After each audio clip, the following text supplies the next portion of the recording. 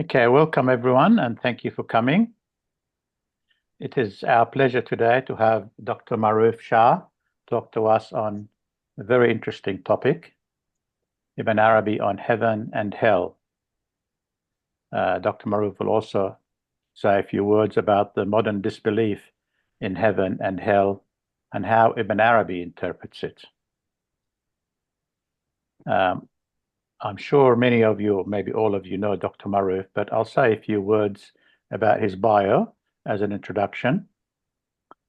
He's from Kashmir and has a master's in philosophy and veterinary parasitology and a doctorate in English on the problem of nihilism and absurdist impasse in postmodern literature. A metaphysical appraisal of Samuel Beckett and Albert Camus.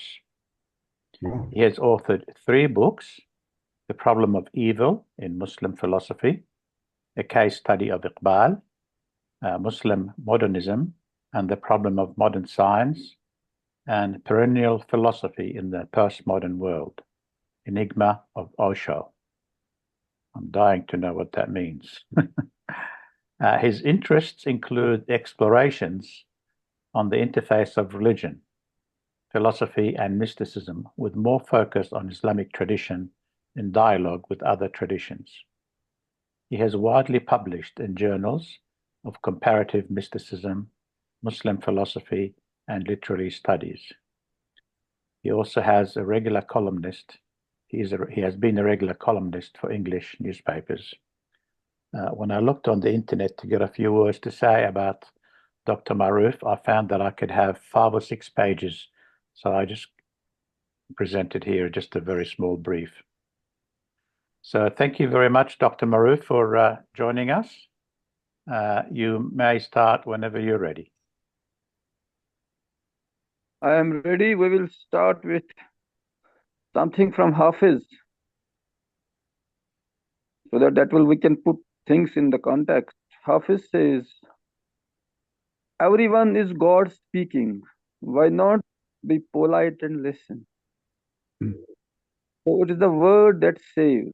So my point is, we are offered this opportunity in any or every encounter with the other. From Socrates to Kierkegaard, we have been told about the art of listening to the other as a key to finding the truth that saves. A Kashmiri Sufi has also put it like this way: Mulaqat chu Maharaj, meaning when we meet each other and discuss something, this is ascension to the throne of God, what we call Maharaj, you know that. Now the point is, right listening. In right listening is the key to heaven, and in heedlessness is hell. So if we were really available to each other with absolute rapt attention, then that is the key to God. In fact, I again quote Simone Weil, who said, God is simply attention without distraction. And when Ibn Arabi explicates the idea of zikr, remembrance of God, that is primarily to sharpen this faculty of attention. So we will begin with Ibn Abbas, who said that God has kept paradise here, and one who does not enter it here cannot enter it in afterlife either. So this is the key. So if anyone understands this point, he will not have any problem in understanding what is hell and and heaven, and if they are real or not. Hafiz says, I will again quote him, passing beyond life's pains and pleasures, I have reached a spot where there is neither heaven nor hell. In fact, he also says, the glory is manifest without a veil even today. I am wondering why there is the promise of tomorrow. So in fact, this world and that world are not absolutely separated. They are ideally one. So this is the key to Ibn Arabi's understanding of this hell and heaven. We also read in Hafiz In fact, the great Sufi poets, they illustrate what Ibn Arabi had to say about hell and heaven. We find it in poetry rather than in prose, what Ibn Arabi had to say. Hafiz says, the two worlds are one, but one blaze of his lustrous face. This is my exoteric comment to thee, and the esoteric as well. And perishable is every edifice, save the edifice of love which is imperishable. Now we come to the proper definition. Heaven or God, in fact, it just states if we read his book on time and eternity, he is able to find equivalence between Buddhistic conception of nirvana and Islamic conception of heaven, for example. But then we need to know it is paradise of essence ultimately, which is to be sought by a believer. Now, heaven is really a state of love or attachment to the absolute as manifested in beauty or joy. Again, Hafiz. In our drunkenness, we were searching. In our drunkenness, now we will come to Ghalib. In our drunkenness, we were searching the flower garden of paradise. Our surmise found its way through the dust, raised by thy graceful walking. So, if you really are able to love your spouse, your friend, anyone in the world, you are in the garden of, you are treading in the garden of Eden. Anyone who has really loved the graceful gestures and coquetry of children or spouses or friends, and blessed are those who, as Ibn Taymiyyah points out in his Ubudiyya, can love all things in God, or love God above everything, or love everything for the sake of God, the beauty, the most loving, or with Abu Yazid Bistami, see God first and beloved object later in every encounter with anything, can understand Ghalib's point. Ghalib again. By melting down our whole existence, we have drunk our morning drop. The sun of doomsday's morning is our brimful goblet. In paradise, there is a stream of wine and a stream of honey, but thy ruby lips are for me, both the one and the other. Those who have been blessed with a loving heart have entered paradise of a short here and now. And since there is a stamp of eternity on every experience of love, it reverberates in every new world. In this world, one should not be absorbed by the relishing of pleasure. Our fly sits on sugar candy and not on honey. Thy loving beauty in the ways of heart ravishing has as its attributes the waving ringlets and hair thin waist of the phenomenal world. Ghalib has called, in fact, Ghalib can be read as one of the great, in a way we can say, informal commentators on Ibn Arabi. He was he wrote one of the greatest letters on Wahdatul Wujud. To Ghalib would turn the great scholars of the time for explications on subtle points of Sufi doctrine. So Ghalib has called the divine pleasure a stream of honey with the quality of wine. Since the taste of wine is bitter to non-drunkards and sweet and agreeable. This, incidentally, is the literal meaning of az, the root word for azab, as especially emphasized in Ibn Arabi. So, sweet and agreeable to drunkards, so is the beloved's anger, disagreeable to non-lovers and agreeable to lovers.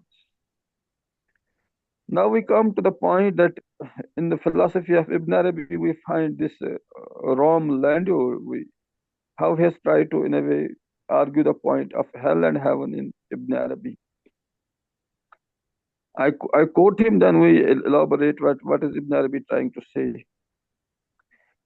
It is, in fact, the geography of heaven and hell. He even provides a diagram of both these areas that left so deep a mark upon Dante and was taken over by him in Divine Comedy.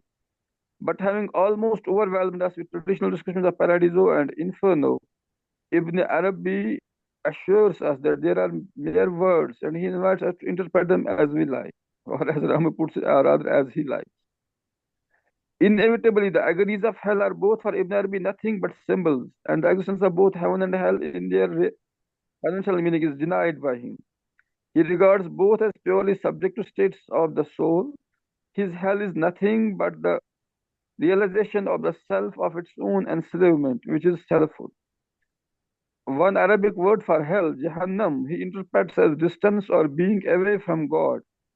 In consequence, to be in hell means to imagine that a real gulf exists between man and God, and to be oblivious of the fact of their oneness. He elaborates, Jannah, the Arabic word for heaven or paradise, he interprets as deriving from Jannah or to conceal. Jannah is thus for him the divine essence in which all multiplicity is concealed, consequently, the realization of absolute unity.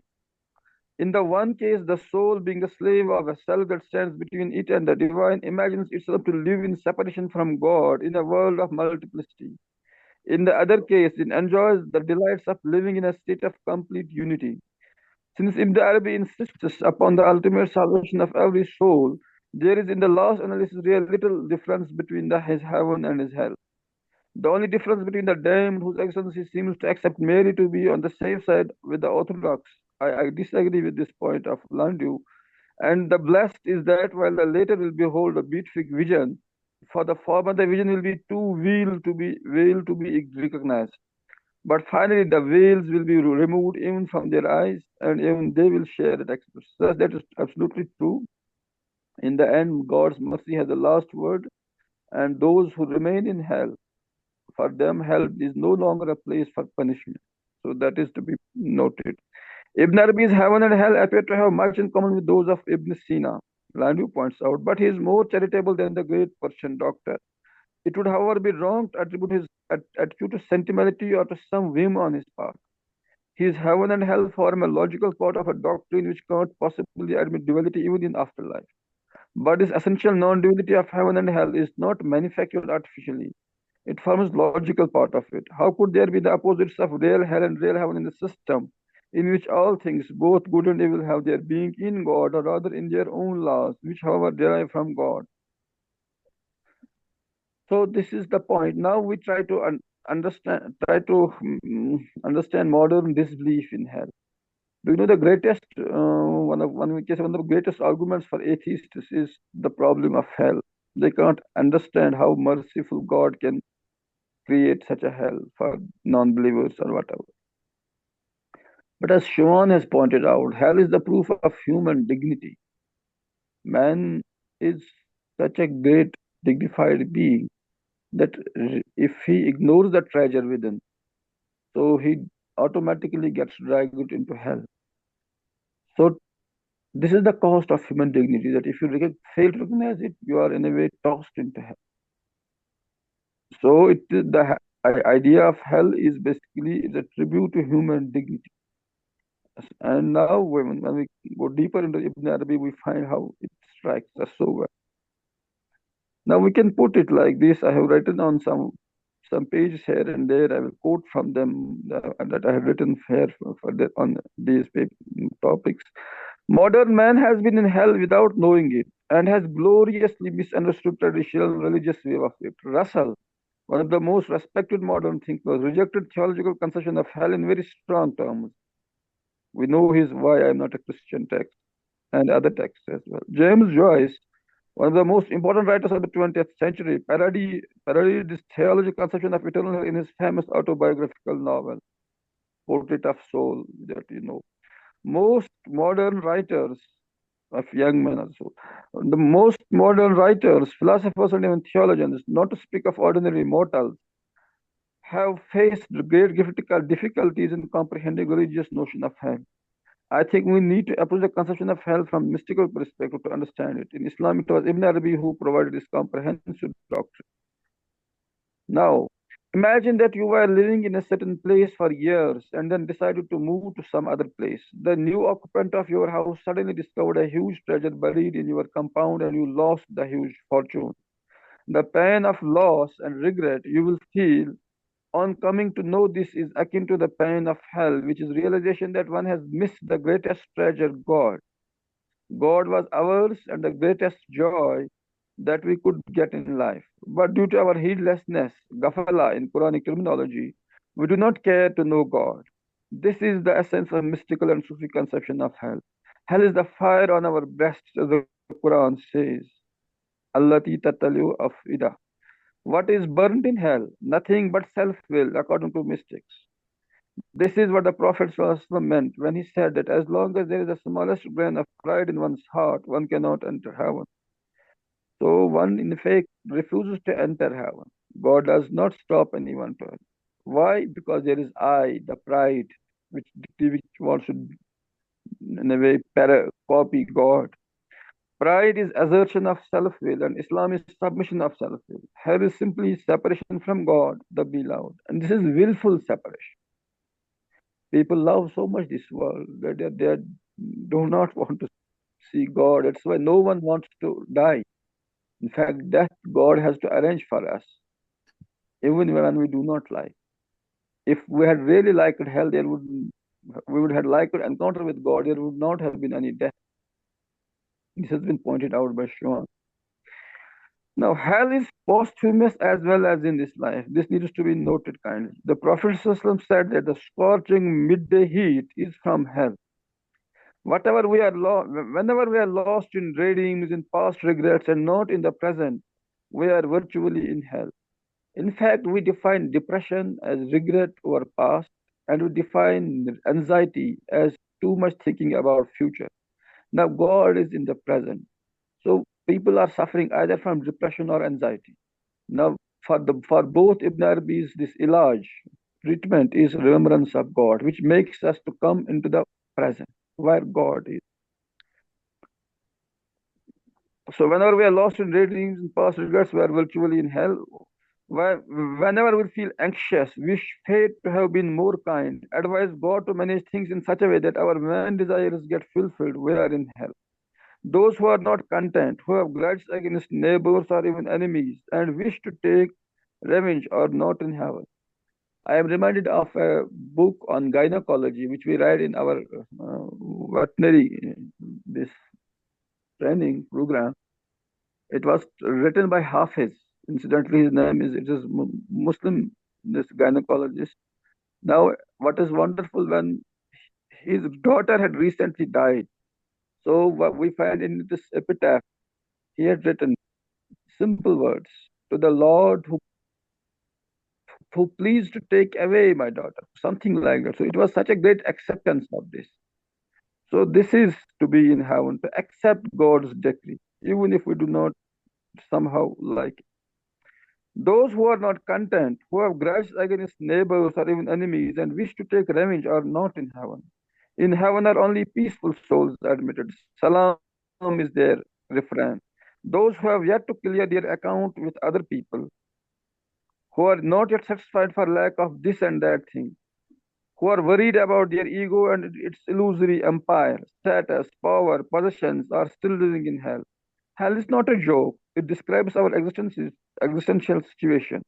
The thunderous descriptions of hell in the Quran can't be allegorized away into nothing. So they're not mere symbols that Landu would have us believe.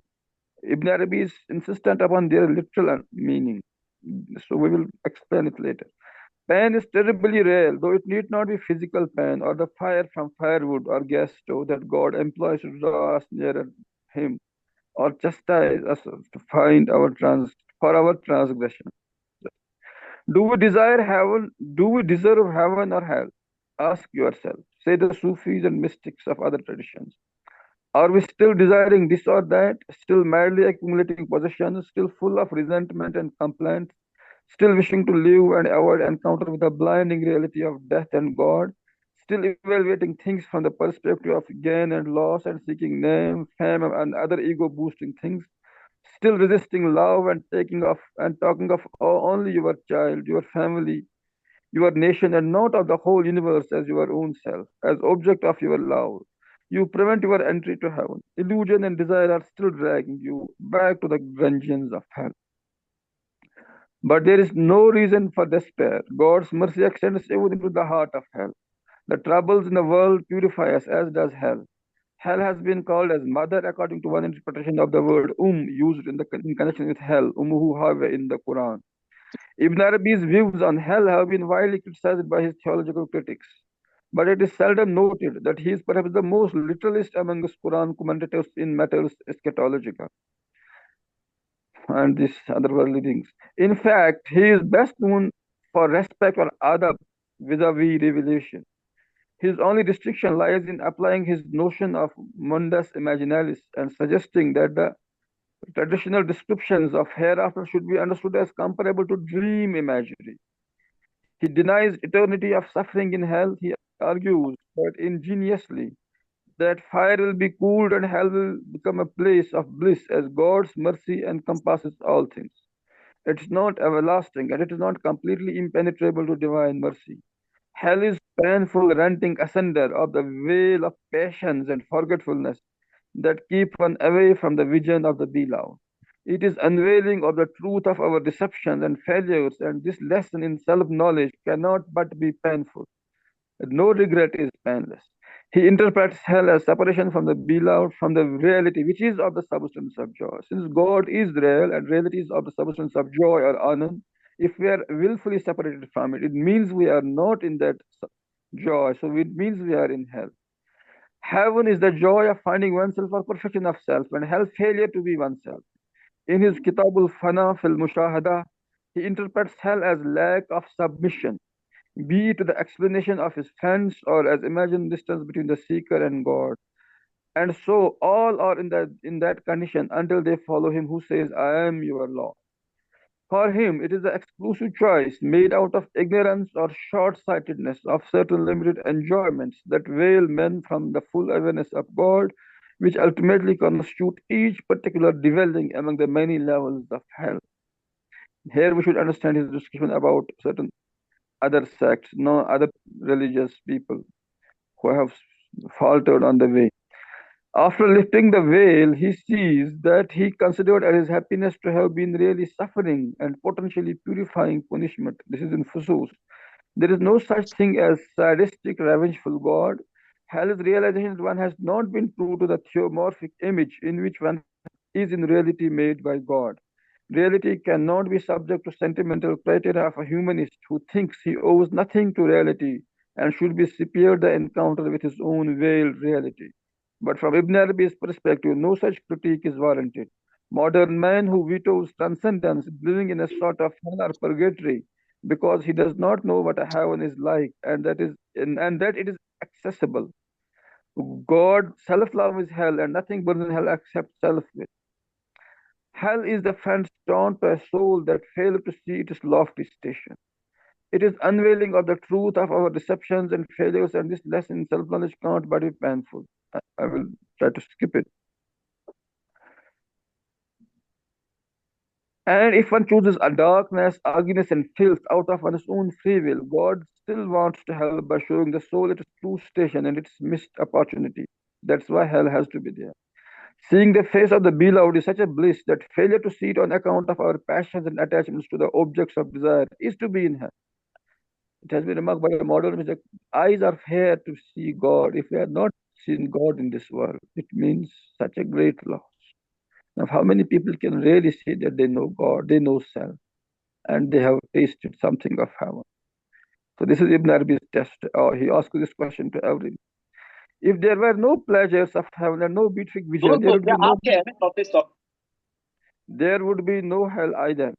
We as children of God are entitled to immortality, to the great bliss of being consumed by God's infinitude. And if we deny our rightful inheritance, we are in a loss, and consciousness of that loss is hell. In posthumous life, things are seen as they are, without veils, and which prevent their true vision in the world.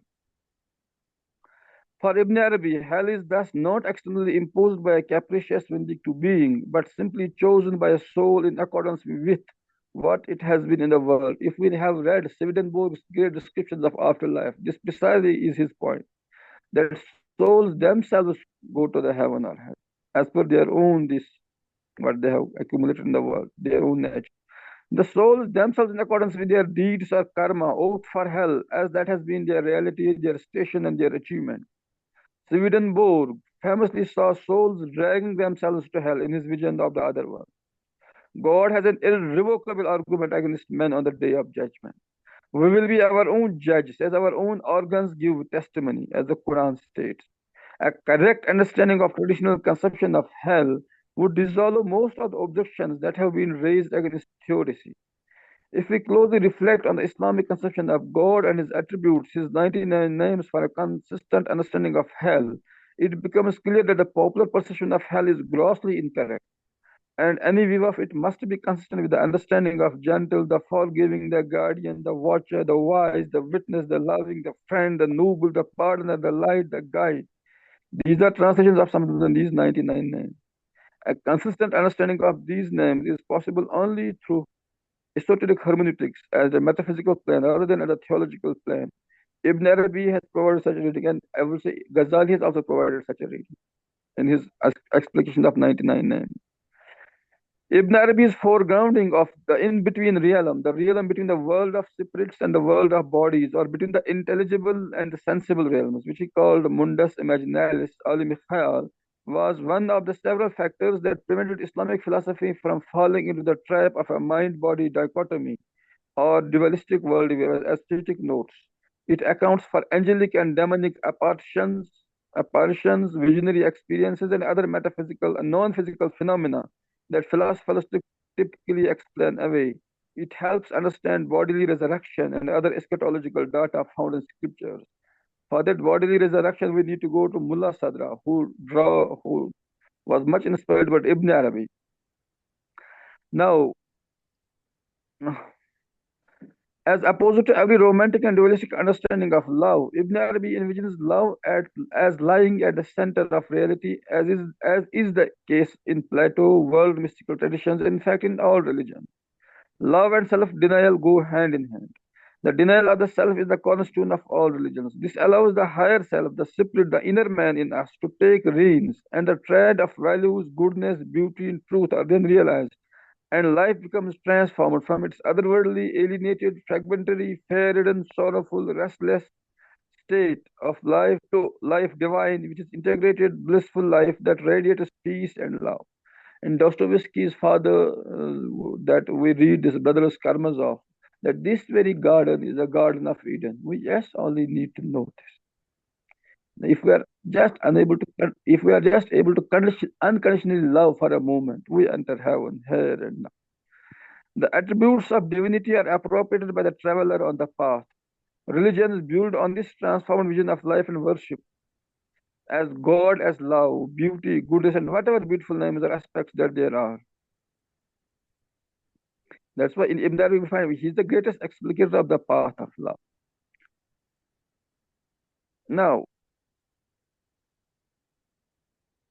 about this issue, why hell is not eternal. Muhammad Khalil has his whole PhD work is on it, and William Chittick has also explained in detail. I would not quote all the details. I will refer to certain verses, but then how Ibn Arabi explains them. Now, some verses about this. Quoting the verse, we do not punish until we send a messenger. This is Quran. Ibn Arabi adds that, I quote these things from Khalil and Chetik, that note that he did not say until we send forth a person. Hence, the message of the one who is sent must be established for the one to whom it is directed. There must be clear and manifest proofs established for each person to whom the messenger is sent. For many a sign has within it obscurity or equivocality, such that for some people do not perceive what it proves. The clarity of the proof must be of such it is established that it establishes the person's messengerhood for each person to whom he is sent. Only then, if the person refuses it, will he be taken into account. However, this verse has within it a tremendous mercy, because the diversity of human dispositions that lead to diversity of views. Further, Ibn Arabi cites another Quranic verse which speaks of God only punishing those who have received a messenger, which, in light of the Arabic phrasing, many have argued to be a reference to punishment in this life. And another Quranic verse which speaks of God's mercy encompassing all things. For Ibn Arabi, the people of hellfire will suffer until they finally recognize that they are servants of God. and the chastisement of the wretched results only from themselves as they protest and inquire about the reasons for God's actions. Eventually, however, their wretchedness Shah, will cease because they will end their discord and deviation from God. In fact, the choice is ours right now. If we just submit and have no argument with God and accept this fact of servitude, then hell disappears. That's why those who truly surrender, hell, they are in the heaven here and now. So the only obstruction in for going into heaven is this pride, this I, this satanic ego. Given that God is just, or better, God is justice, hell's inhabitants will come to appreciate their situation because it is God Himself who determined where they would reside. In the final analysis for Ibn Arabi, what comes to matter is not in which abode one resides, but rather what is accepted by the constitution and desired by the soul. Thus, wherever agreeableness of nature and attainment of desire are found, that is the person's bliss. So that's why it has been said if a believer is sent into hell, it will turn into a garden. So, and if a kafir who rejects God's this good promise is sent into heaven, he cannot bear its bliss. He just go out. If for Ibn Arabi, in Chitik's paraphrase, God keeps the bitter cold of Jahannam for those with hot constitutions and the fire for those with cooled constitutions. They enjoy themselves in Jahannam. If they were to enter the garden with the constitution that they have, they would suffer justice because of the garden's equilibrium. For him, quote, the transformation from chastisement to sweetness will begin to occur when the wretched resign themselves to their fate and surrender any hope of leaving hell. At this point, the fire will become cool, as it was cooled for Abraham, and they will become happy.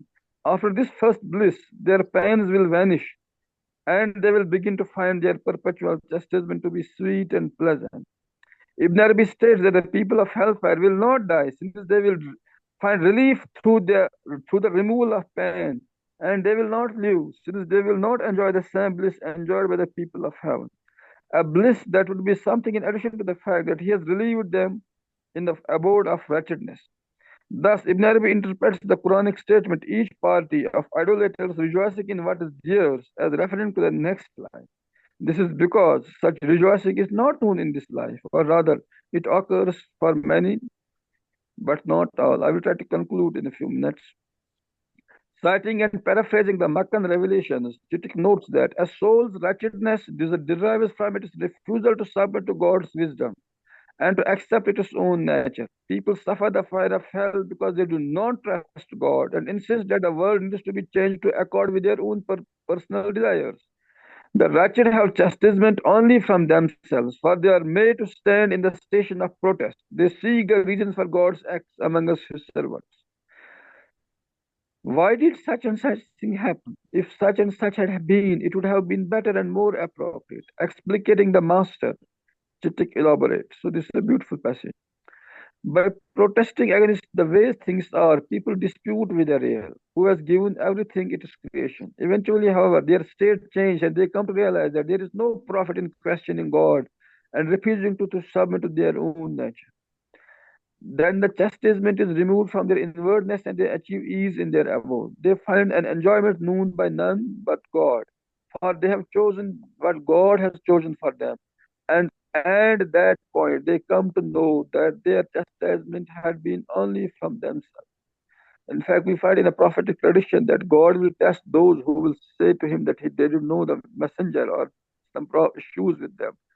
Then he will send them to hell to try to choose if they were really obedient servants. And if they go into the hell, they would find it is hell. So this is the test. So when the denizens of hell accept their own nature, they realize that they will never leave the fire. This makes them secure in their places, for they no longer wonder it will be among those who, according to Hadith, had done no good whatever. Who had done no good whatever.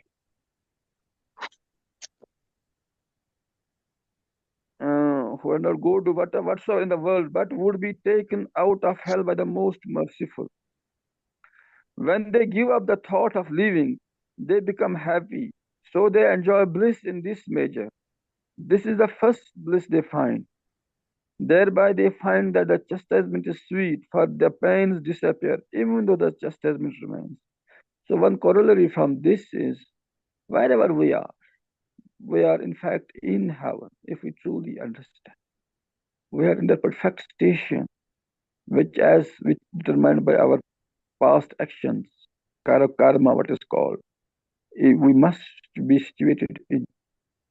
But so many people are resigned in this way to their current. Now, quietism, that protest against injustice, that is another question that we can deal separately. The Quranic descriptions of hell, Mawla, and mother, as something for which we ought to be thankful in the chapter Rahman. Incidentally, in Surah Rahman, we find we should be thankful for the hell, this pain.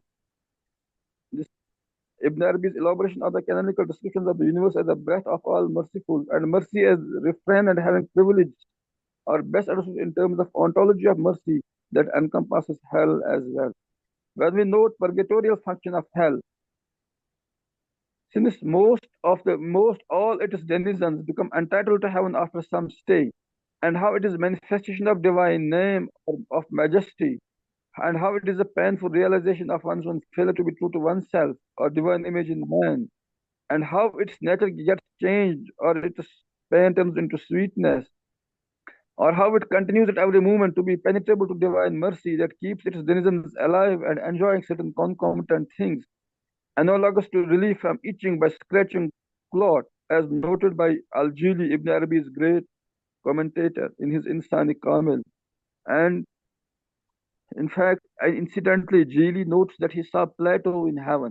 Plato otherwise would be classified as pagan, and he's not designed. So the so-called pagan philosophers are also in heaven in Ibn Arabi's scheme of things, as interpreted by this Al-Jili. And in a heightened state of awareness, removing the veil or imposed imagined separation from the beloved, we see it is not disassociated from all pervading divine mercy. We may conclude with the following reflections from Ibn Arabi's scholar. After we note first what Hafiz has to say. Hafiz first said, and I quote on Ibn Arabi.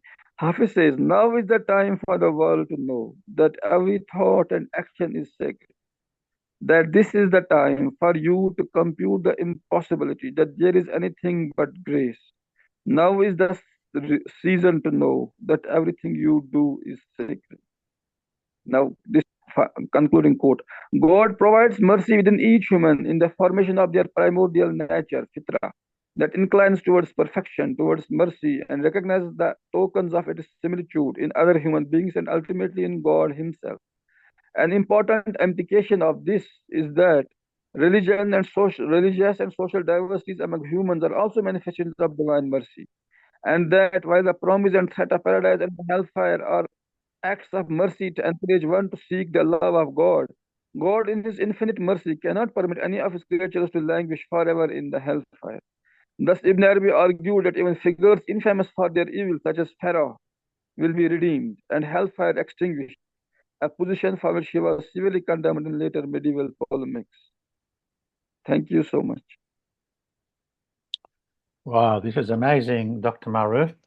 This is a beautiful, beautiful talk. I don't know whether you are just an academic or a sheikh as well.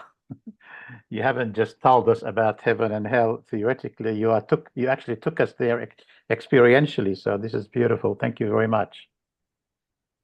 I would like to open the floor for anyone who likes to make comments or ask questions, please.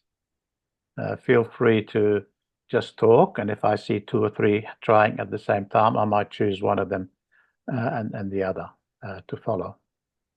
Mark, please go ahead. You put your hand up. Dr. Shah, thank you so much for your talk. Towards the beginning, you mentioned Rom Landau several times, and at one point, I heard you saying that you were disagreeing with a point he made, but I missed what the point was. What were you taking issue with? What were you saying that Rom Landau wasn't saying correctly? Do you remember that towards the beginning? I missed it. yes. Lando tried to say that Ibn Arabi was forced to comply with the orthodox people, Oh, so he had to modify his position in a way, and or he could not expressly himself and say that hell and heaven are just mere symbols. So he tried to concede orthodoxies this power, or can say that uh, orthodoxy is such a force in Islamic this tradition, though no Sufi can try to escape from their, what we can call it, uh, mm, their presence. So, but I think Landu is here not correct. Ibn Arabi has, as his own stated position is that we must take things literally first, and then he's so consistent on this point that hell and heaven are literally to be true. But he does intervene when we say this mundus imaginalis, the way dream reality is true for the one who sees a nightmare. But with this small, in a way, we can say intervention, Ibn Arabi takes all hell and heaven descriptions which are described in the Quran, such we can say such a clear, such blinding, such for some people problematic terms. But Ibn Arabi has no problems with them. But then he interprets it as it is that like a dream world. We all uh-huh. feel it terribly well that one. But Ibn Arabi had no, in a way, reservations of being true to the Quranic literal meanings, and he was in his, in a way, in his right when he say he would always agree with what ulama have to say, and he would not shy away for just fear of them and not say something like that. Ibn Arabi had such a clear conception of what he wanted to say that he would not fear the wrath of orthodox ulama. So that was my Yeah. only point. Thank you very much, Dr. Shah. That explains it. Thank you. Thank you, Dr. Maroof. Anyone else like to make a comment or ask questions? Can I ask a question? Yes, please. Yes, go ahead. Dr. Maruf, can I just in Quran, well, like this Maliki Yawmiddin, God is someone who will decide on that day of judgment. So the idea of means being rewarded or punished for your worldly deeds. So how does whatever you today just so how do you account for it, for the obviousness of this thing? Matlab, that there is a day of judgment and people will be rewarded or punished. So how can you just see it? Yes. Please note, if mystics have elaborated this Maliki Yawmiddin, it means God is the master of judgment. Now, when we read in, for example, in Gita and other texts, we read we should not be concerned with the fruits of the action, because fruits is what God decides. One point is this. Another point is when we say akhirah, it means spiritual, intellectual. When we say dunya, it means which is near, it is from dana. It means sensual, sensory.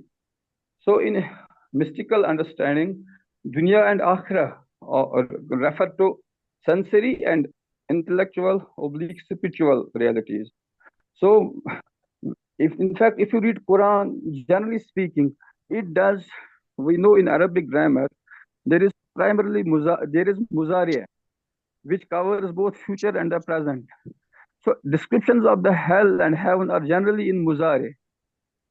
At certain places only Saufa or something clarifies it may apply to the future, but at one place it applies to the past, where where we find dialogue of people in this hell as if it has already happened. So, but generality, the point is it is muzaria, both present and future. So that is precisely Darby's point. We cannot separate this world or this reward and the other world reward. They are, in fact, deep down, there is a connection between the two. And that's why in so many ahadiths we find that whatever beautiful things we enjoy here on earth or from heaven, and whatever we find in heaven is just what we see in world somehow transformed. So we find, in fact, when Ghalib says यहाँ रोज क्या है, वो जब वो दिल टूटते हैं और वो रोज जहन मतलब I am not recalling that verse, so यहाँ रोज रोज निगाहें मिलती है। जहन्नम का दीदार हो, we are daily encountering hell. So किसी जो जब जब किसी से विशाल ना हो, so that's the sort of hell. So point is, in ordinary imagination we try to separate the two, this world and the other world. But and man and God, Ibn Arabi is fundamentally from the oneness of reality. That's why hell and heaven, man and God, ultimately we must see in the larger idea, under another larger idea of unity of the real. So if we are able to appreciate then we would see why this reward is, it is here and it is there as well. Yeah. I hope I tried to. Yes, yes.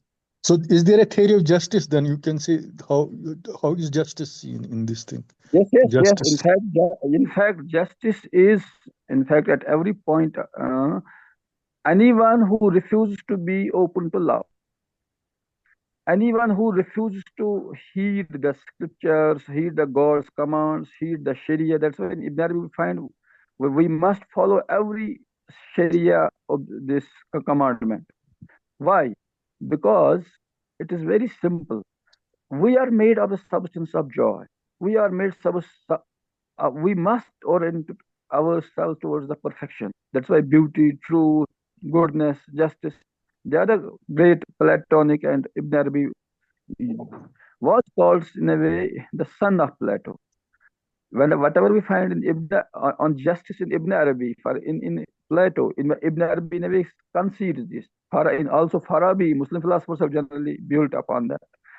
So if we are not true to the justice, it means we are having argument with God. What is in fact justice and wisdom? Justice or wisdom is to put things in their proper place. And if someone refuses that, he has to suffer. That's why what is hell? Hell is our refusal to be servants, to see ourselves at our proper place, and see everything from the eyes of God, where justice, everyone that's what's called God's equilibrium. If we fail to observe that equilibrium, we are far from that. We can solve that axis, and that is in a way fire. That is hellfire. So we must pursue, as Sharia would, for example, say, every virtue, and fight for that. Ibn Arabi will fight for that as well. That's why in Artughul we find him in a way as a great inspiration. We may not exactly agree with that historicity of all those things, but the point is Ibn Arabi was very adamant on these things, that whatever Sharia prescribes, that has to be taken at its literal value. But then, if you are trying to understand its deeper meaning, then you go to the Hakika and Marifa. So justice has to be pursued, as Derrida would also say, but we cannot say that the way things are in the world, which is governed by what Ibn Arabi calls this Takwini will, not Tashri'i will. Tashri'i will is what Sharia would love to have in the world. But Ibn Arabi says that God's higher will, Takwini will, wishes things otherwise. He illustrates, for example, God commands us not to murder someone, but people murder. God commands us not to commit adultery, but people do this. But then how does he allow these things? He says it is in the Takwini realm, cosmic realm. And then he says, and that has a final word. But in any case, we are directed to do as humans, to pursue these great values which we love. For example, he clarifies at another place that we cannot ask God the Kahar. He says we have to ask God by beautiful name. Though Kahar is also equally his name. But as humans, we must love comfort. We must love peace. That's why we must invoke God by these goodly names. And we need justice. We need that as humans. We cannot afford to be beasts of prey where in the jungle run. So, because of our constitution, which requires us to submit to the reign of justice, we must seek justice. That is my point. Best before I give Nur al-Alam, thank you for that, Dr. Maroof. A question. I want to follow up on what you just said. I love the way you said that the heaven and hell are not physical locations, just like people talk about God. It's not someone sitting up in the sky with a big white beard. This is just very immature concepts.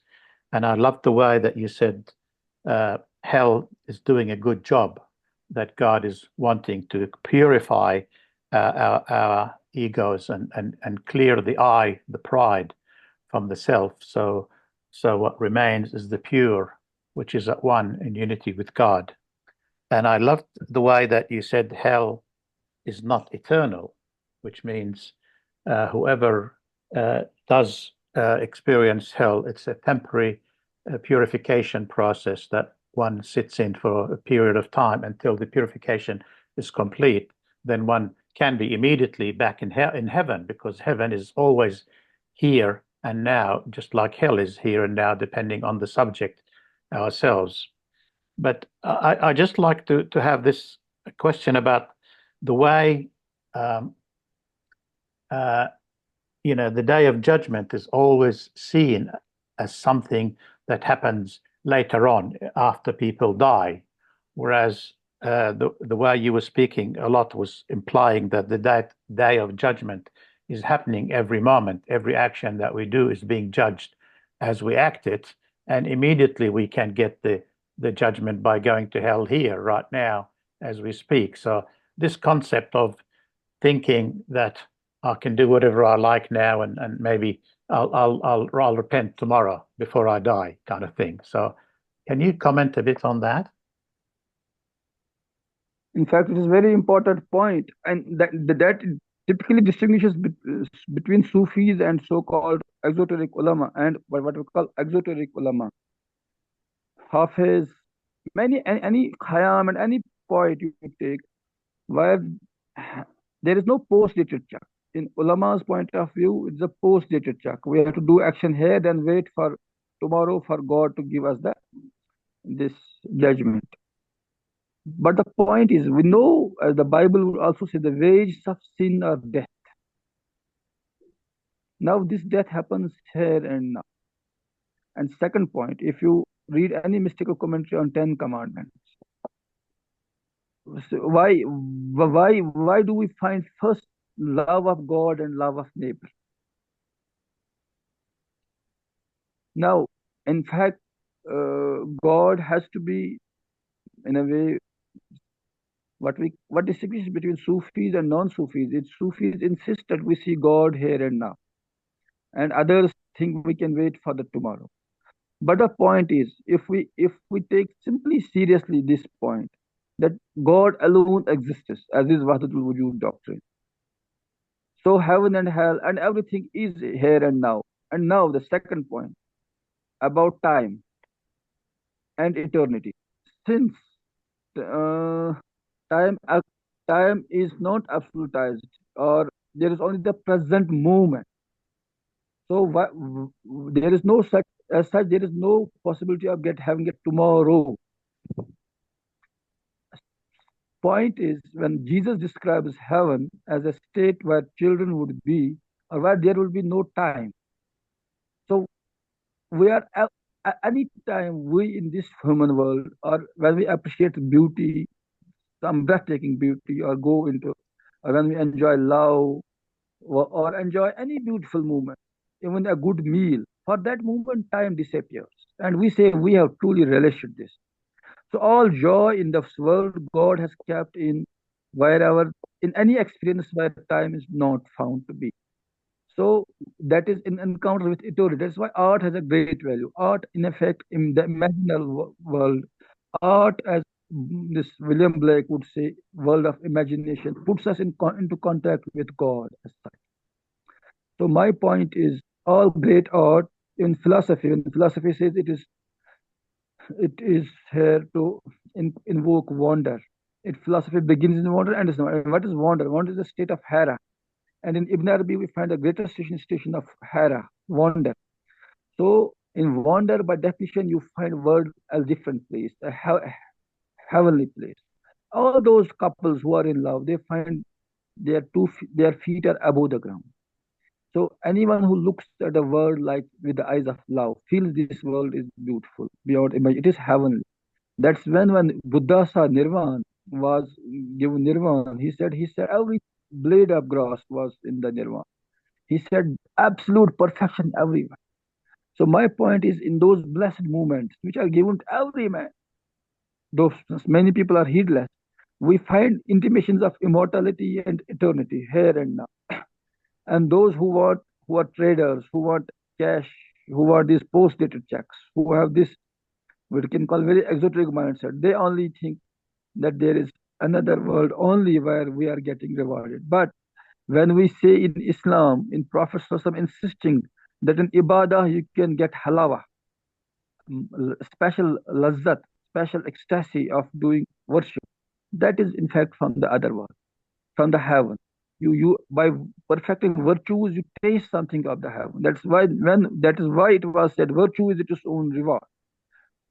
In fact, Eckhart most beautifully explains all these things in his work on detachment, the sermon on detachment, and he has that great book on that what that 40 arguments in which he lists on so comforting the people. So I think it is very clear that that's why philosophers and mystics are on one side and poets. Philosophers, mystics, poets are on one side who say heaven is in the way is to be experienced here and now, and virtue is its own reward, and virtue is in a way participation in heaven. And those then who like whom about, for example, we know Hazrat Ali, he would say there is a worship of slaves and worship of free men. Worship of slaves is like this worship of, and then worship of these shopkeepers who worship as if they have to get something from it. But others who worship truly, who worship freely, as I remember this free man's worship is a great article by this great essay by this Bertrand Russell. He also makes this point. So when we see on this point, mystics, philosophers, poets, they all agree that we must taste heaven here and now. And if we do not, in fact, when Quran insists that those who do not have eyes, those who are born in a way who do not use eyes, they will be in hell there. They cannot enter heaven there as well. So only to the seeing is heaven given.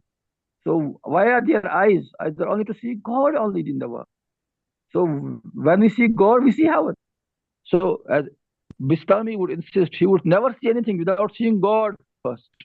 So the problem is with those who are unable to be at this level, who do not have this artistic perception, who do not have this imaginary, that empathy, that vision, that love, opening to that love, who tell us that heaven and hell are there on.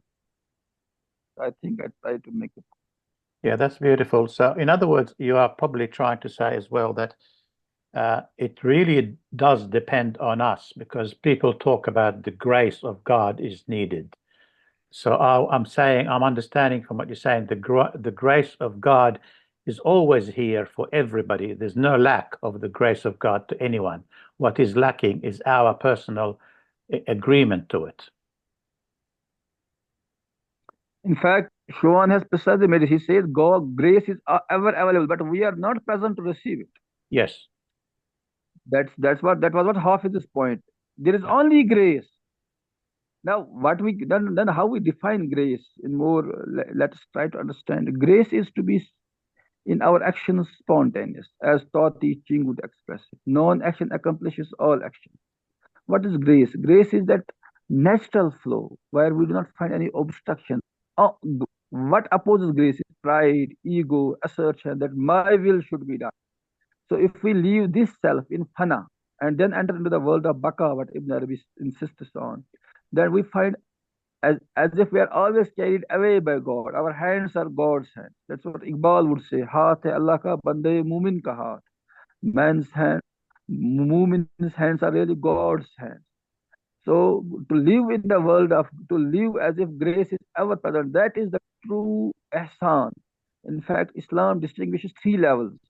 Islam, Iman, and Ihsan. Ihsan is the perfection of faith, in which you see only God, or in a way, every action is seen as if God is seeing it.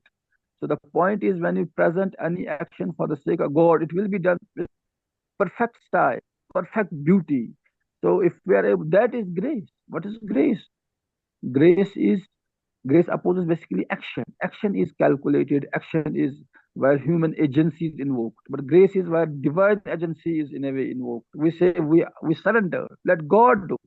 We are in a way, as Sufis put it, like the one who has dead, and he is being given this ablution, this bath, and he's not protesting. So we should be in that respect to God, where as if we are dead and God is in a way managing our affairs. Thank you very much. That's beautiful. That's why we say Alhamdulillah no matter what happens, good or bad. Yes, yes, yes, yes. Thank you so much. Good. Nur Al-Alam, do you like to please Oh. go ahead and ask your question? Yeah, before asking the question, I'll just give my comments and my understanding in terms of the question plus the presentation. So what actually I will start with reference to a Risala Ibn Arabi wrote called Risala Barzakhiya, which is basically talking about the Barzak al-Sagir and Barzak al-Kabir. Barzak al-Sagir, which is present now, and Barzak al-Kabir is when we will go into the Akhirat, we will transition into Akhirat. So in Quran, Ibn Arabi quoted this verse in that Risala, Suratul Ankabut, verse number 20. I'll read the verse in Arabic and then I'll say it in English. It says, Bismillahir Rahmanir Rahim, Qul sirul fil ardi fanzuru kaifa bada'al khalqa summa Allah yunshi'un nasha'at il akhirah inna Allah ala kulli shay'in qadir. He said that say, it's a cool verse, say, O Muhammad, the human beings in the world go all over the earth, go all over the earth, and behold how wondrously he has created human being in the first instance. So he is reminding us how God created us, our current condition. And then, Summa Allahu Junshiyu Nasha'atil Akhirah. So he said that thus too will God bring into being your second life, Nasha'atil Akhirah. For verily God has the power to will anything. So here he's talking about there is another Nasha'atil Akhirah. So we have one configuration here.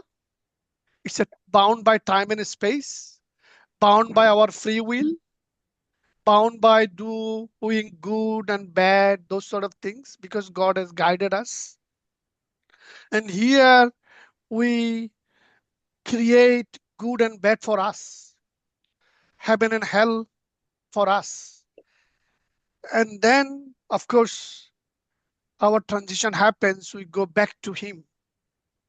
And when we go back to Him, that's where Nashatil Akhirah takes place. Our second life takes place. And in that second life, Ibn Arabi is saying in this particular Risala, again I'll read in Arabic first, and then I'll translate it. He said, وَالنَّشَاةِ الْآخِرَةِ الظَّاهِرَةِ فِي الْإِسْمِ الذَّاتِ وَإِنَّهَا خَلَعَتْ عَلَيْهَا هذه النشاءات لأنها نتائج المظهر العظم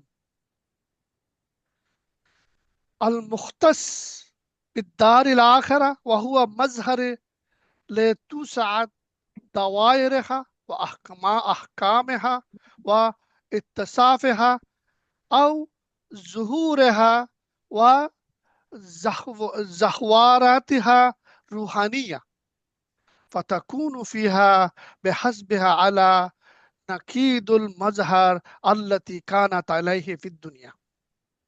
So here he's saying that in that world, in that afterlife, the creation of afterlife appearing in the self name, Nafs al Zat. I'll explain what that is. Then in there we will have nafs al-zat. Over there we will not be bound by this, uswasa, this uswasa which is here. We have the choice of doing good and bad, and we create our destiny. That thing will not happen. And then this upbringing was bestowed on them because it is the result of greatest manifestation, which is the perfect manifestation. Will get al mazhar al azam, which means at the moment our body is subject to time and space. We are young, we are getting youth, and then we have old, those sort of subject of the time and space.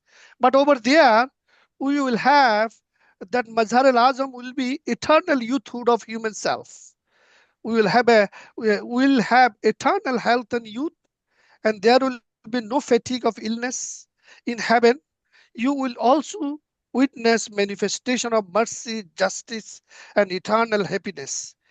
Every appearance in heaven will reflect the greatness of youthly enjoyment. So that part is the Majhar al-Azam. And then he's saying, which is the manifestation of the expansions of its circles, its rulings, ahkam, and the alignment or its spiritual appearance or appearances. Thus, according to it, it will be in contrast to the appearance that it had in this world. So whatever we experience here, there will be many, many things we never experienced in that world. So that is one of the things I just wanted to mention from this Risala. And then I wanted to take you to another verse, which is Ibn Arabi again mentioned in this Risala. Try That to is be from quick, Suratul please. Ahzab. If Suratul Ahzab. I may interrupt, Noor, try to be quick, please, because of the time. Yeah, we still have time. Just let me finish my point, which I'm trying to cover. Yeah. So what I'm trying to say is this Suratul Ahzab, which he mentioned in this here, to actually reflect on what I just said. That is the verse number 58, that he's saying what actually Dr. Maroof mentioned and confirmed as well. And this is the one which is when we take heaven and hell from here. It's not there, but we take it with us. And that is this Quranic verse. It said, وَالَّذِينَ يُؤْذُونَ الْمُؤْمِنِينَ وَالْمُؤْمِنَاتِ بِغَيْرِ مَا اكتسبوا. Basically, kasaba is the money we take it. Whatever we earn here, that's what we take. فَقَدْ احْتَمَلُوا بُهْتَانًا وَإِثْمًا مُبِينًا. He's saying that as for those who malign believing men and believing women without their having done any wrong, they surely burden themselves with the guilt of calumny, with the flagrant sin. So these are the things, if we take with us, it will go with us, and that is what we will fall into there, and that will separate us from the heaven and hell.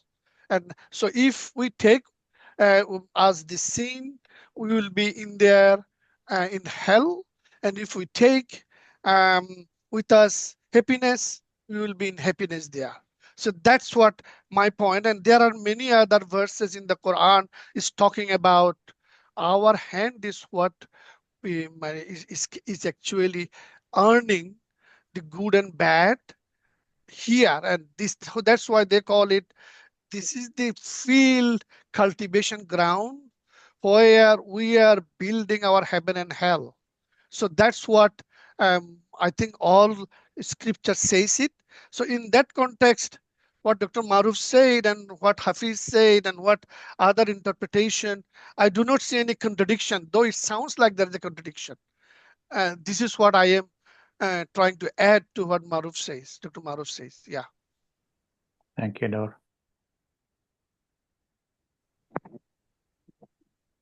I would just like to thank, it was in fact very beautifully put. In fact, we remember in Buddhism, we find a distinction between nirvana and parinirvana.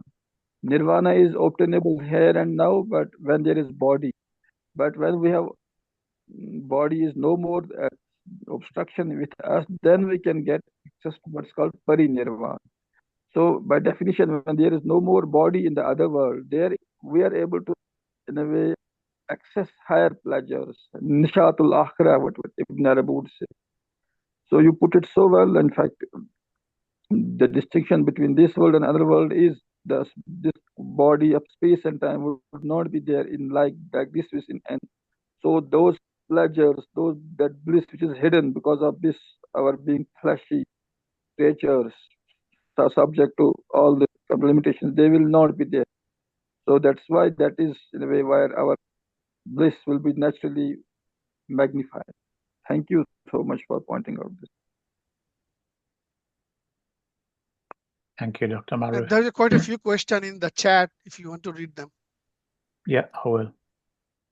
Anyone else has any verbal question you want to ask? I have read Shabir Ahmed Loan Sahab. In fact, he has pointed out this important point that there is a distinction between the spiritual transformative vision of Ibn Arabi and what we know, where God is taken as a cosmic policeman in heaven and hell is something of a punishment of a punitive dualistic God.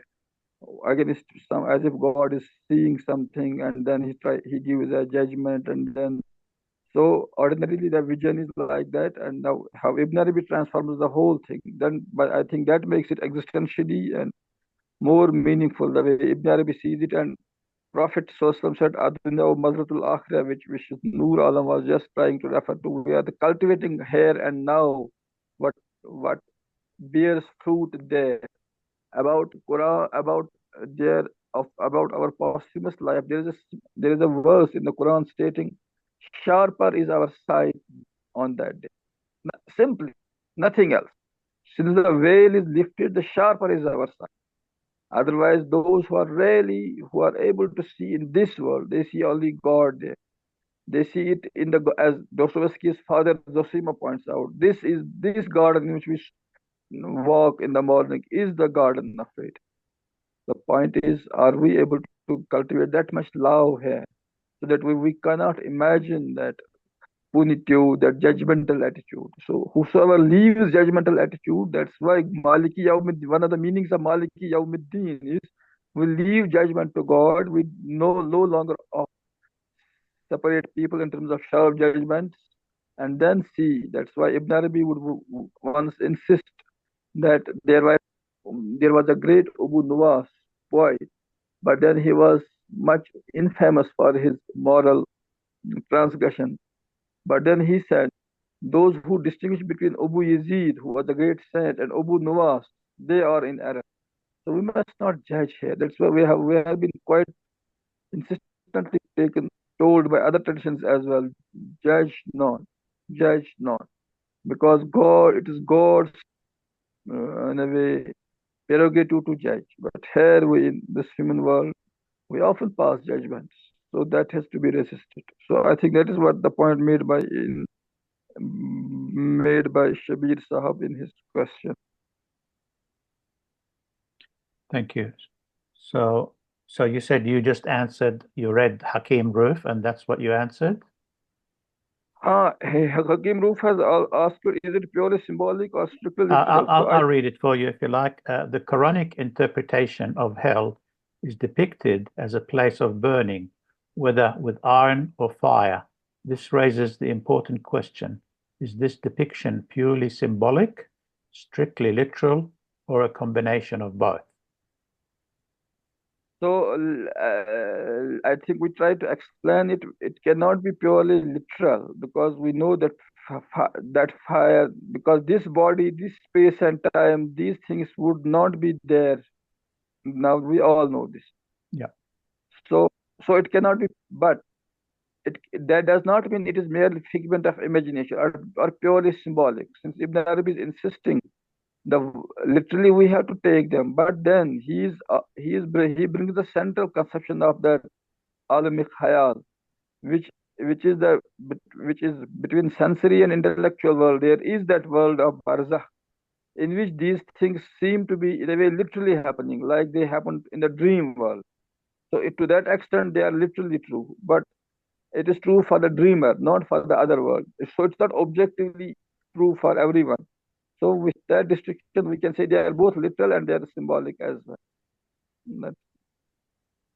Yeah, very well. Thank you, Dr. Maroof. S.A. Lone asked a question. He starts with grateful to dear Dr. Maroof for enlightening. I responded to his question. That's the one you responded to. My apologies. That's what I was wondering, which one you responded to. Okay. Thank you. Thank you. Anyone else has any question or comments? Yes, I just had one for with reference to the three categories where you said Islam, Iman, and was the third one Ihsan? Ihsan. Yeah, I just couldn't. Ihsan. Yes, Ihsan. Ihsan is from beauty. Yes. So it's Perfection, making beauty. Perfection and beauty. Husn paida kardan. So we must do everything with the eye on beauty to do perfectly. And that is as if there is a, in fact, grace is perfection. So our actions, well, we just submit to the will of God and the way Islam is. So it is as if we may not have our very heart may not be in that thing. So when it is ihsan, we are in that higher state where virtue becomes our very nature. So we then see that God's will is in a way we integrate with our own will. That's why ihsan is the highest station for which Muslims are directed to. So that in a way, ihsan is then beauty of character, beauty of soul, then that in fact, if we cultivate beauty here, that beauty is then in a way given us back in the other life, other world. Thank you. Does anyone else have any questions? Assalamualaikum, Dr. Maroof. Can I put my question in front of you regarding this topic, please? Yes, please. Go ahead, Shabir. Yeah, actually, I want to know that, it was a long discussion, long speech on this topic. But I want to know is there are so many human beings right from the day the universe was created or Earth was created and up till now, so many people came and go, and I want to know that this sort of thing that people will dissolve their free will and they will fully submit to the will of Almighty. How many people actually basically attain this higher level of that they will completely submit before the will of God? Is it my first question is this: is it possible for everyone living on the earth? I mean, how basically God guides them to reach this station? This is my first question. My second question is that when you said that ego has its own problems. I mean, like it has envy, it has pride, and ego doesn't. This lower self doesn't want to merge with the higher self due to these barriers. I mean, why? Why it's so difficult for the soul to basically why it's so difficult to merge into that higher self? Why soul resists so much to this simple phenomena? Though it may seem very simple, but at the same time, it's very tough for it's very tough to basically pass through this world. Like you have to listen, you have to see to the people, how people react to you. They will start taunting you, and at the same time, when you basically start dissolving your soul and you want to you want to merge with you want to basically submit your free will, it seems very difficult. How to solve this how to solve this issue? So these two questions I have. Firstly, I will repeat my question that how many people in the world so far, how they will attain this tendency? Is everybody able to attain this level of merging their will with the higher will? First, and second, why it's so much difficult for everybody? Or is it difficult for everybody, or it's difficult for few people only? Thank you so much. Very important question. That's why it has been said that Sufism is not for everyone. Many people will not attain this level, and we should be thankful for them. That's why this world of hustle and bustle and threat and fever goes on, because people take it so seriously. And that's all those great joys, supports, we can say the color of this world is because of those people who are not ready to take this detachment seriously, which mystics insist on. And in fact, that's why it has been said Sufism has to be discreetly taught to only those who seek it. It is not for everyone. So, but then what are they doing? God is in a way, and heaven is accessible to as a reward for them as well, those who are non-Sufis. Let us put it very clearly. That is why so-called ordinary people, they are not to be in a way, we should not judge them against. What Ibn Arabi would otherwise only insist that those who get into the unnecessary trouble in this world, taking ego too seriously. He insists that if they are able to see themselves as merely actors, that Shakespeare would also insist, the world would be much better and they will not feel that anxiety and depression. 98% people are either regretting about past something or daydreaming or something. They have some anxiety about the future. So that is true. Ibn Arabi would try to help them. So he offers some help. It is up to us if we go there or not. But then the point is why he created ego and then Abu Lahab and Pharaoh and all those things. So that is a very subtle mystery about which Ibn Arabi has dealt in great detail. And I think, but that is some separate, that is the question of taqdeer and predestination and all that, and why it, as if, and why in a way they are manifestations of God's other names. Muzillo, Zoro, one who leads astray, one who inflicts loss, they are also God's names. So, but a world's equilibrium, world's beauty is only when there is a dynamic interaction between these names of beauty and majesty. So we must thank this God's plan that all are not ready to go to heaven with that mystic detachment. Some people are too serious about this world. They are unable to see with what Ibn would say both eyes. They see only with one eye. And the world is because of them. All the journalistic reported news is about crime. All those things are about those people who are not ready for this mystic detachment. So it is not for everyone. And second question, you said, I just failed to recall. I think it's already done. I mean, that you have already answered that why basically the soul resists. I mean, if the soul is in the lower level, why it resists to go in the higher level? So the possible. Ramakrishna, I will only add one to our point. If you read this, there's a great dialogue between the soul and self, and this in this poem by William Yeats, great William Butler Yeats, great Irish poet. He raises the same query, and then Ramakrishna's whole discourse is why, how can ego be a great servant, but it should not be allowed to be a master. So ego is there. Ego, in fact, ego is the ape of, in a way, God. In fact, when we say I, it is God who says I in us. So that's why it is, and in fact, the whole transactions of this world cannot be done with this ego.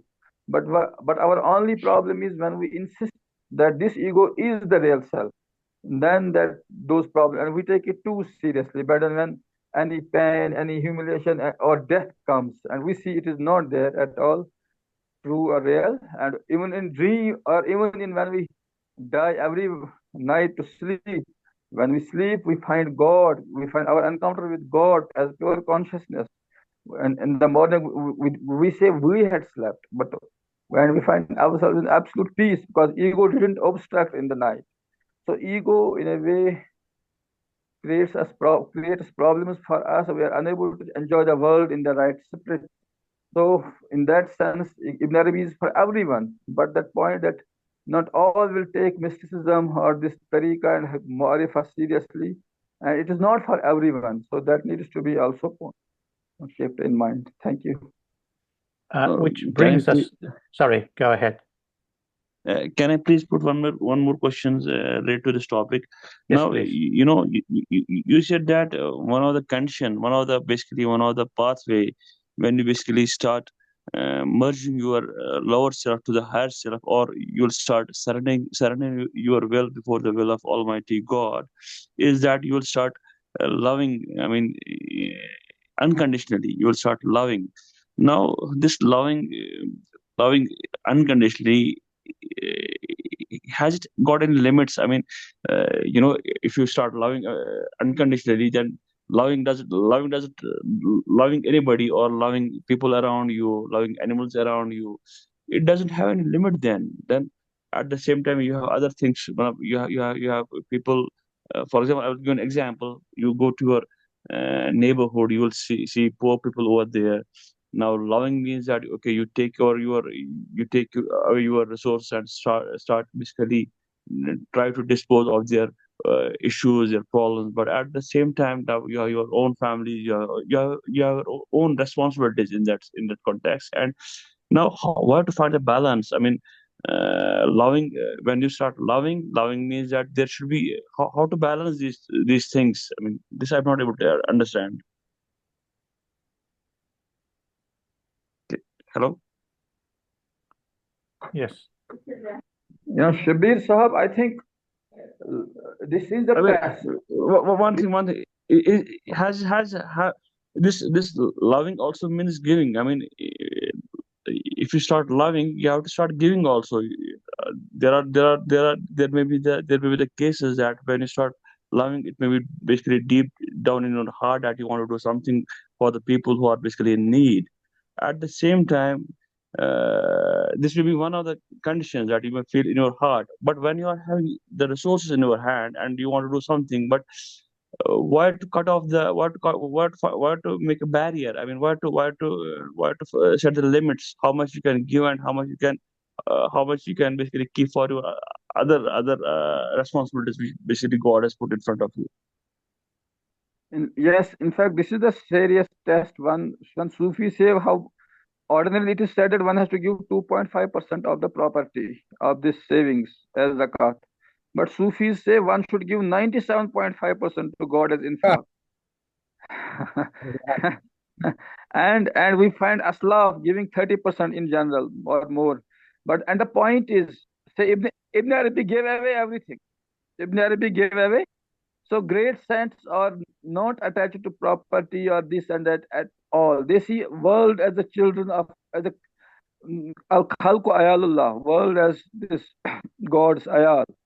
So they cannot distinguish between their kid and others' kid. That is the highest level. But very few can attain that level. But if we are able to get to that level, we should pray for that. Otherwise, ordinarily we know Prophet Sallallahu when he asked Abu Bakr, got everything for in that. Abu Bakr offered everything from his home. He didn't keep anything at home and he gave everything in the way of God. Umar gave half of it. But then Prophet ﷺ allowed everyone. He appreciated everyone. So ordinarily we can keep, he has also advised someone, keep something provision for your family as well, so that you will not turn a beggar yourself. So So that is also okay, nice. okay, Martha, I got it. Does that mean that, I mean, does that mean that when for ordinary souls, basically those that those who are not chosen one, does it mean that they have to basically stick to the principles of Sharia in literary terms, so that they can be rescued? I mean, it should be like that. I mean, if Sharia has put some limits for these things, does that mean that if they will simply go by this way, okay, when you go for the higher when you try to reach the higher stations, then there is no limit for those things. You start giving, you start sacrificing, you start moving in that way without any limit. Does that mean that the lower limit will be the Sharia on? Does that mean that can we put Yes, this? yes. In Hmm? fact, Sharia is for the discipline of the will. It is in a way what God has to necessarily impose on everyone. So Right. God, in fact, wants our very self as a booty. He wants as infaq of our very self. He wants us to put to sword our this soul. As Bible has also verse about this, putting this self to sword. So point is, but but no, normal people are not ready for that. But then as Sharia, it is to be imposed in a way. 2.5 has to be taken from everyone. So zakat is as so Sharia is in a way at least the minimum standards that people have to do. But then That's there what, is no, yes. Then there is no limit of obligate, non-obligatory, of nawafil, of ahsan, of all that. So God has at least fixed something minimum for all those who resist even that. People, if people would not even allow to give even that 2.5%, ceremony would give that as much zakat. So Sharia has to say Sharia in a way imposes itself on them that nothing doing, God cannot accept this much from them. They must part with this wealth even at the forcefully they have to part with it if they do not normally give. God takes them with force as well. so, So so it is the minimum thing. okay. So in a way, we can say that God has a plan for everybody, and inshallah, there are the lower limits and there are the higher limits for people, and people have to decide, and they have to basically work in the direction, and the God Yes, basically will take. Sharia is consolation prize. Sharia is consolation prize for the ordinary people. But we all want awards and rewards. First, second, third. That is for the Yeah, most that. and the Sufis and all those. Yes. Okay, thank you, Dr. Morris.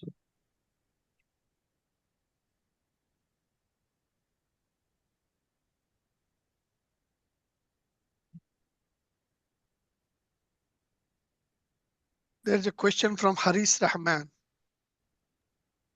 Sorry, Yes. I was speaking by myself. I wasn't aware that I wasn't being heard.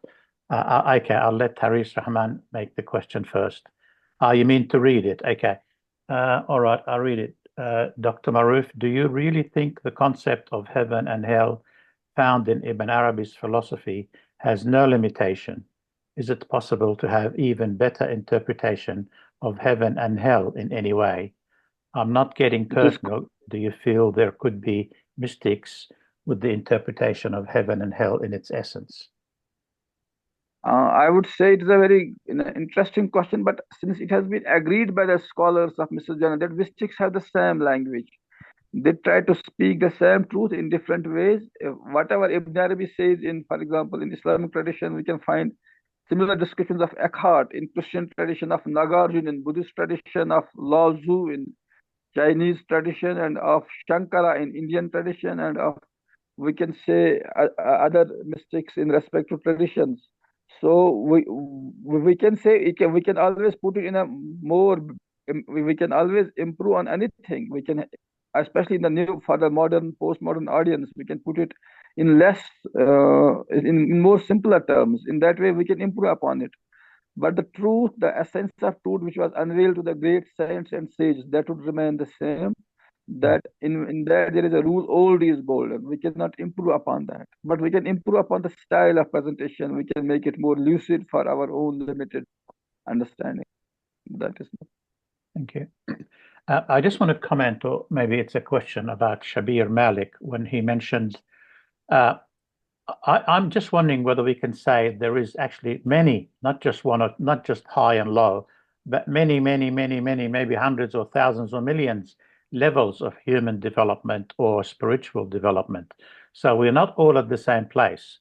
So when we judge someone, obviously we must take the capacity that he has. For example, if a young little child makes a mistake, we don't punish him the same way as an adult makes the same mistake. Or if the lawyer who knows the law makes the mistake, it's not the same as someone who's ignorant and innocent makes the mistake. So obviously God will take that into account when he makes the judgment.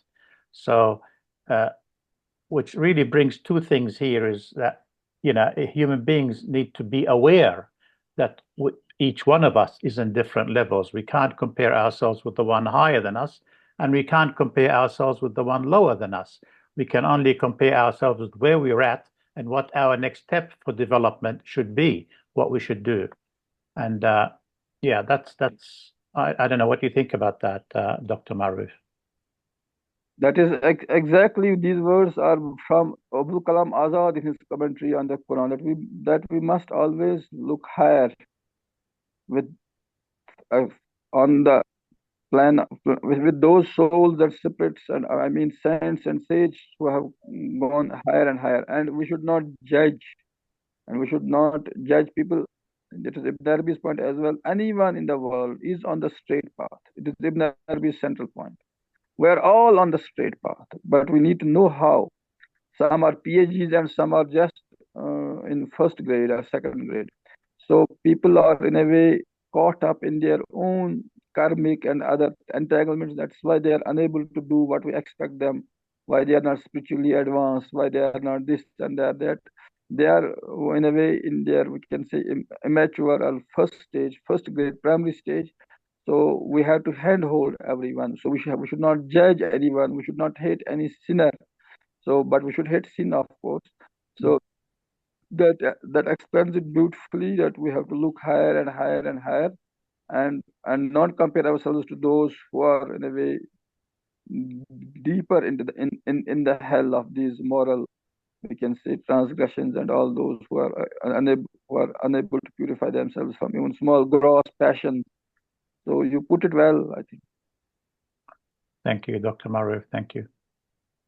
It still brings the question of when it all starts, because if we say somebody made a mistake and he's naughty and he needs to be punished, but God created me in the first place. So when I made the very, very, very first mistake, I was only using the capacity that was given to me as I was created in the very beginning. So in other words, it's almost like blaming God Yes. for the first one. Ibn Arabi has answered that. He says God is only what, when he says he gives only wujud to those who are asking for it. You ask it first, God gave you existence only. But what, he could not refuse that. But when we in a way commit these mistakes, and then we suffer its wages. So he cannot be party to that suffering. So point is, God has made the laws. If you do a mistake, you have to get the reward accordingly. And God is the totality of all those. In a way, He is in the way the essence of all those laws. But there is no personal will at His point that He dictates someone that you should do a mistake.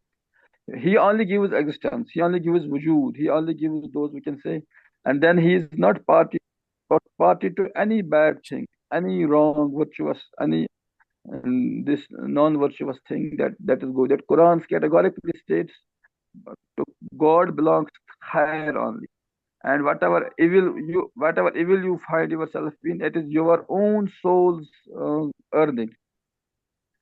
In fact, this has been elaborated much in Mir Waliuddin's book on Quranic Sufism, and he quotes extensively from Ibn Arabi and Ibn Sina and all to explain this distinction, how we cannot attribute any evil to God, and how evil must be in a way attributed only to the human soul's own. Very beautiful. Thank you. Thank you, Dr. Maroof.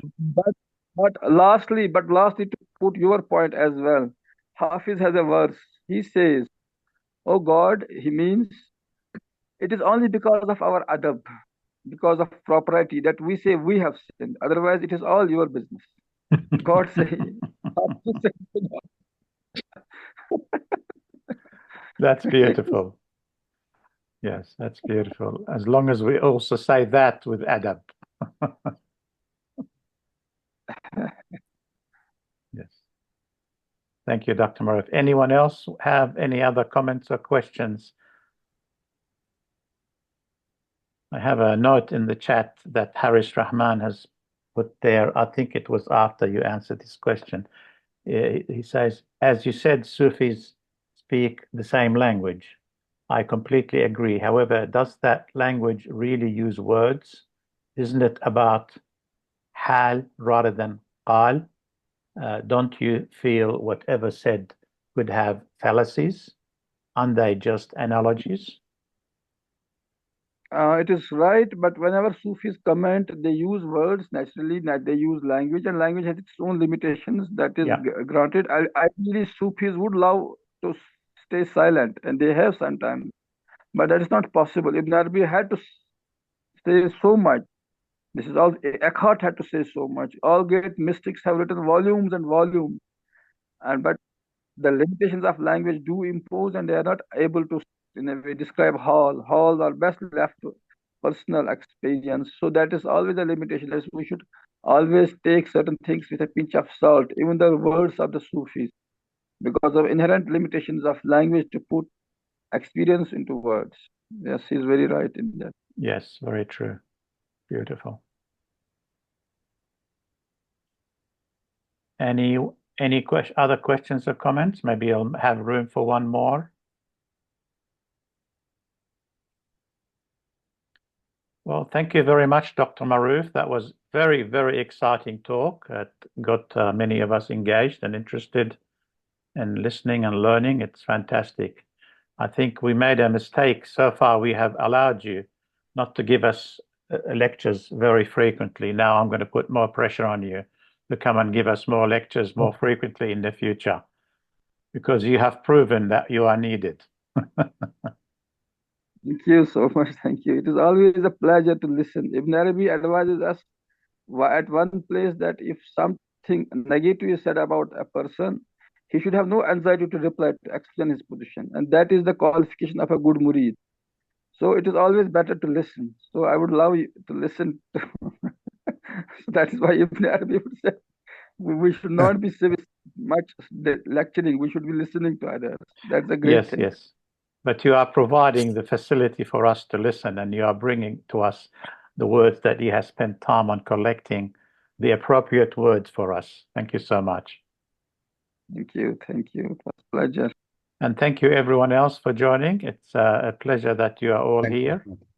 And we look forward to seeing you next month at our next lecture. I will send in the email and the WhatsApp group what the next one will be about. So thank you very much, everyone. Thank you, Frank. Thank you so much indeed.